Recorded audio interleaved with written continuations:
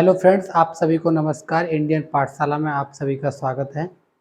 जैसा कि आज आई होप आप सभी लोग अभी एग्ज़ाम सेंटर पर पहुंचने वाले होंगे या पहुंच चुके होंगे, और नहीं पहुंचे हैं तो आप सभी को टाइम से पहले डॉक्यूमेंट्स के साथ में आपको एग्ज़ाम सेंटर पर कम से कम 1 घंटा पहले पहुंचना है, जिससे कि किसी भी तरह की परेशानी हो ना, उसे हम आसानी से देख सकें या कोई भी काम उसे कर लेंगे वहाँ।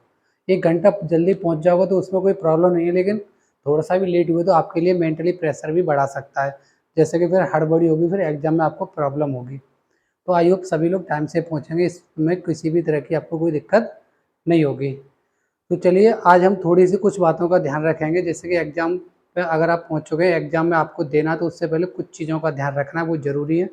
जैसे कि अगर हम हमारे दिमाग में कभी ये आता है कि जैसे कि किसी का सेट में स्कोर कम आ रहा था, या कोई टॉपिक ऐसा है जो हमने अभी तक तैयारी में नहीं छुआ या रिवाइज़ नहीं किया, तो इन सब बातों पर बिल्कुल भी हमें फ़ोकस नहीं करना है। हमें ये देखना है कि अब न तो कोई ज़्यादा पढ़ा, ना कोई कम पढ़ा, सभी इक्वल है, किसी का कुछ भी पता नहीं, किसी की बातों पे ध्यान नहीं देना। अपने मन को सिर्फ़ एक माइंड में ये मैसेज लेना है कि हमने ना तैयारी हमारी बहुत ही अच्छी तैयारी है, और आज हम इस एग्ज़ाम को बिल्कुल क्रैक करके जाएँगे और अपने माँ-बाप के सपने को पूरा करेंगे। तो जैसे कि हम एग्ज़ाम सेंटर में एंट्री करते हैं, पेपर हो हाथ में आने के बाद में, ना ही हमें बिल्कुल ही एक्साइटेड होना है और ना ही लो, बिल्कुल नॉर्मल रहना है। पेपर को पढ़ना है, किसी भी तरह का पेपर हो शांत रहना है, कंट्रोल में रहना है, और पेपर को कम से कम 2 से 3 बार आप करना है।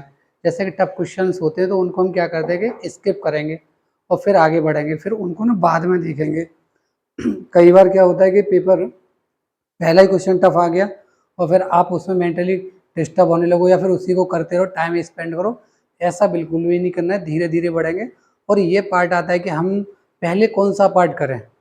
तो आई होप जैसे कि आपकी तैयारी है वो सभी की अपने-अपने हिसाब से तैयारी होगी, अपना-अपना पैटर्न होगा कैसा है। लेकिन लेकिन जहाँ तक मेरा जो मानना है उसमें ये है कि सबसे पहले हमारे लिए जो ईज़ी होता है उसको करें। जैसे कि ईज़ी में हमारे लिए रहेगा सबसे पहले हिंदी, तो हिंदी को करें। अब हिंदी में भी ये नहीं सारे क्वेश्चन एक साथ करते जाएँ, धीरे-धीरे करें, आहिस्ता-आहिस्ता आगे बढ़ें, जल्दबाजी बिल्कुल ना करें। और दूसरी बात, उसके बाद जीएस करें, रीजनिंग, मैथ, उसके बाद में आप किसी से भी उठा सकते हो, जैसे ही आपका फ्लो बन जाएगा। आई होप बहुत अच्छे से आपका एग्ज़ाम कर पाओगे। और जैसा कि कई बार क्या होता है कि हमें क्वेश्चन नहीं आ रहा तो छोड़ के बाद में देखेंगे, बहुत सारी चीज़ें बाद में सॉल्व होती हैं। मिनिमम 3 बार तो पेपर को कम से कम देखें हर टॉपिक को। और उसके बाद में ये आता है कि जैसे कि हम देखते हैं कि अब गैस करें या नहीं करें, तुक्का लगाएँ नहीं लगाएँ, कई बार ऐसा रहता है। तो गैस करें, उसमें आपका फ़ायदा रहेगा, 1/4 की नेगेटिव है। क्योंकि अगर आपका एक क्वेश्चन सही होता है, तो वो 4 गलत क्वेश्चंस को करेक्ट करेगा। तो इसीलिए तुक्का लगाएँ, लेकिन हिसाब से पहले 2 ऑप्शन कैंसल करना। अगर मान लिया जाए आपको बिल्कुल भी कुछ नहीं आ रहा है तो क्या करें? तो या तो फिर आप मेरे हिसाब से जो एक्सपीरियंस की बेस पे चॉइस करें, तो या तो ए चॉइस करें या फिर सी। और आपके एक ये भी रहेगा कि कितना सेफ स्कोर है या कितने क्वेश्चन करें। कोई भी सेफ स्कोर नहीं है, ये डिपेंड करेगा एग्ज़ाम कैसा है हमारा।